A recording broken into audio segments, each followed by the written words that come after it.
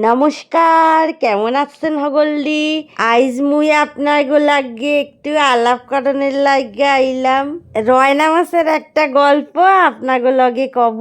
তার আগে মুই আপনাগো লগে একটা কথা কইতে চাই।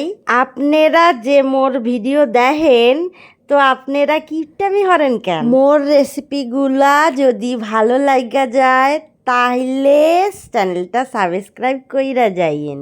আর যারা সাবস্ক্রাইব কইরাছেন হেরা পাশে থাকা ঘন্টাটা একটা বাজাইয়া দিয়া যাইয়েন। আর অবশ্যই ভিডিওটা পুরা দেখবেন, টাইনা দেখবেন না। টাইনা দেখলে মোর সমস্যা হয়, বুঝছেন? একটু বোঝার চেষ্টা কইরেন। একদিন হইছে কি, হগল মাছেরা এক নেমন্তন্ন বাড়ি যাইতাছে। এর লগে হ্যার দেয়া হয়, ওরে ডাইকা কথা কয়। তখন রয়না মাছের লাগে দেখা হইছে কই মাছের। কই মাছ রয়না মাছের আবার ভেদা বইল্লা ডাইকা ফেলাইছে। ভেদার হইনা এমন রাগ হইছে, কই মাছের লগে কথা কন তো দূরে থাক, পেছন ঘুইরা হাঁটা লইছে। তার অনেক কারণও আছে, তেনার আবার অনেক নাম। ভেদা, নাদোষ, ভেদুরি, নেদা, মেনি, বনপর্বতা।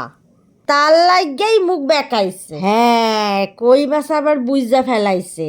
হে ভেদা মাছের কাছে আইসা আবার কয়, এত রাগ করলে হয় বনপর্বতা? এই কথা হুই না, রয়না মাছ গইলা নরম। হ্যাঁ, আবার বনপর্বতার নাম খুবই পছন্দ। হ্যাঁ কয়, আইসো আইজ এক লগে ভাত খাইমো। যাওগা, মোর রান্দা বাড়া শেষ হইয়া গেছে। কিছুই না, কাঁচকলাটারে তেঁতুল জালে গুইল্লা রাইখা দিছিলাম। মাছগুলা ভালো করে কাইটা ধুইয়া লবণ হলুদ দিয়া ভালো কইরা ভাইজা লইছি। আলু আর কাঁচকলাটারে ভালো কইরা ভাইজা লইছি। আর দিছি 5 ফোড়ন আর একটা পেঁয়াজ কুচাইয়া তারপরের মধ্যে দিয়া দিছি। জিরা, আদা, ধনে বাইটটা দিছি। আর অল্প কইরা জল দিয়া কষায়া লইছি। লবণ, হলুদ, কাঁচা লঙ্কা, লঙ্কার গুঁড়া দিয়া জল দিয়া একটা ঝোল বানায় লইছি। ঝোলের মধ্যে 2টো তেজপাতা দিছি আর দিছি একটু চিনি।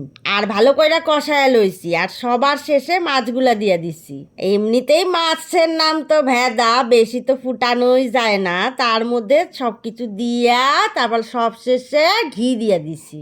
এইভাবে ভেদা মাছ রাইন্ধা লইবেন, হক গলে হাত 4টা খাইব। কাইল গো আবার আইমু আরাখান রেসিপি লইয়া। তো আপনারা ভালো থাকেন।